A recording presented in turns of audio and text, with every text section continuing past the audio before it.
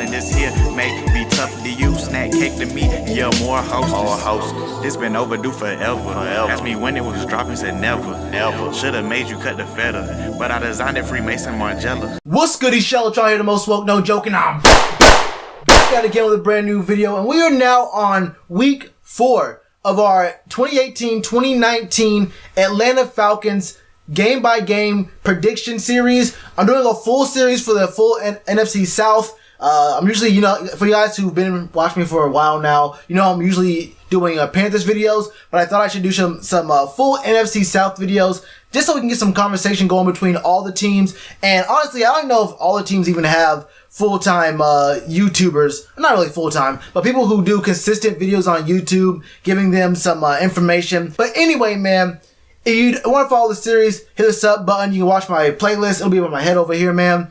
Either way, week 4, it's the Cincinnati Bengals at the Atlanta Falcons. And if you watch my last video, you'll see that I had the Falcons losing a really tight game, 31-33 to the New Orleans Saints.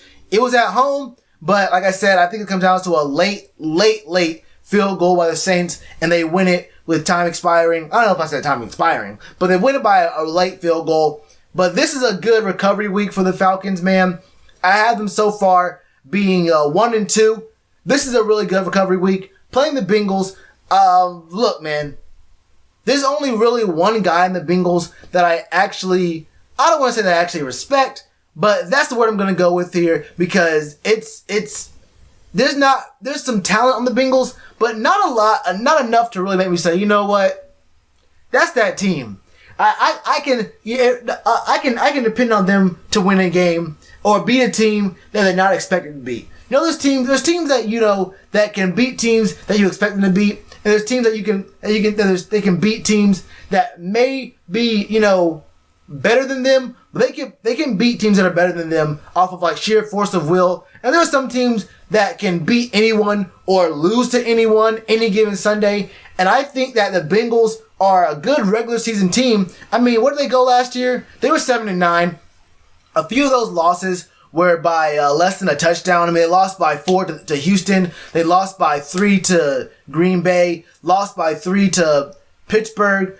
I mean, some of those were blowouts. I mean, a 7-34 loss against the Vikings. We can talk about a few of these losses. 7-23 versus the Jags, and a 0-20 thumping to the Baltimore Ravens. Really? The Ravens blew out a couple teams last year, surprisingly. Anyway, man, the Bengals they're a team that can really beat almost anyone and lose to just about anyone and lose to everyone in the playoffs. It don't matter what happens in the playoffs. The Bengals ain't winning a single playoff game. And it's a thing that comes from the top down. It's Marvin Lewis. It's the front office who they don't want to change coaching, because Marvin Lewis, let's be real, he's a cheap coach. He's a cheap coach that only has his job still because he accepts low pay, and the Bengals owner is okay with paying less than the premium for a team to have to own a team that honestly he couldn't care less if they win or lose. They're just decent enough every year that you have to respect them when they come up on your schedule, but they're also just bad enough where it's like, look, you guys should beat the Bengals. No one's thinking to themselves, no team that expects to go 8-8 in a season is thinking to themselves, oh man, the Bengals, it's going to be a tough one. And if they are thinking it's going to be a tough one, it's because of 2 names and 2 names only. One is AJ Green, and the other is Vontaze Burfict, and for completely different reasons. One is because AJ Green, there's no one who can guard AJ Green. Name me one player in the league who can shut down, 100% shut down AJ Green, and you win at life. I'm giving you my YouTube password. This is your account now.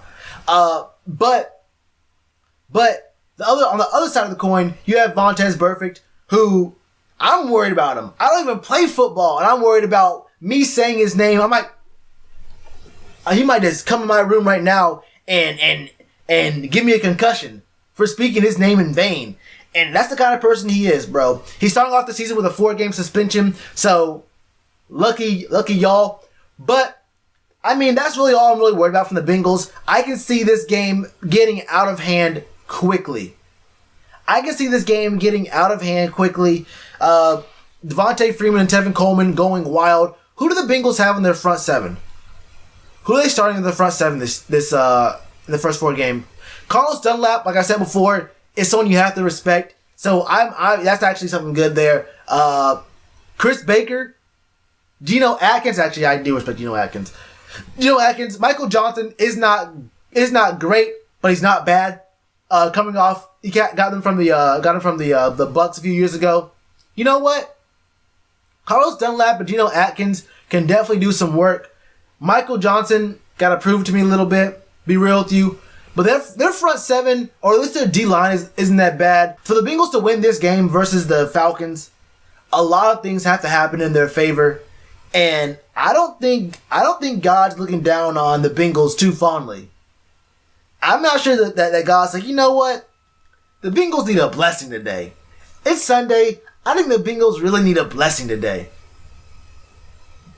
If y'all need a blessing, then you got a lot to worry about, because you got Matt Ryan, Julio Jones, Tevin Coleman, Devontae Freeman, Austin Hooper coming your way, Deion Jones on the other side of the ball, Keanu Neal, who's probably definitely one of the best safeties in the NFC South right now.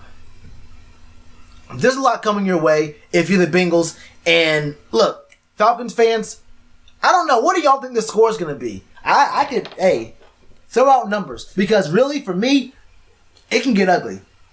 This can get ugly really quick. I'm talking about Travis Scott ugly. I'm talking about, I shouldn't say that, but I'm talking about real ugly. I'm talking about, your baby's cute. This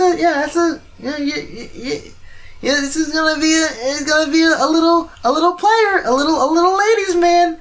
In the back of your head, you're thinking, man, I hope girls appreciate smart guys in the next 15, 16 years. I hope smart guys are back in. He better be funny. That little boy better be funny. Cause I don't know. But anyway, man, things can get really, really ugly in this game, and in a quick, fast hurry.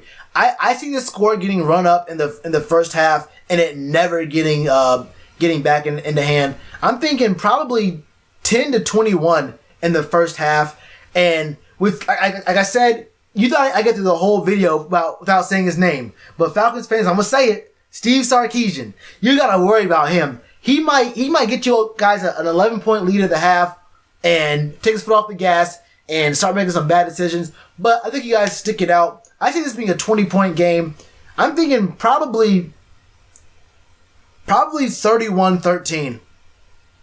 I'm thinking this probably goes to 31-13. Falcons get the record back to 2-2. Back in the hunt, man. I don't see the Bengals putting up much of a fight here. But what do y'all think, man? Let me know in the comments below. Scores, stat predictions, any of that. And you already know to do that like button. Cheers to you, appreciate the chance. Been told y'all I been the man. Been told y'all I had the gift. Tell a friend to tell a friend. Real ones gonna recommend. Count this as another win.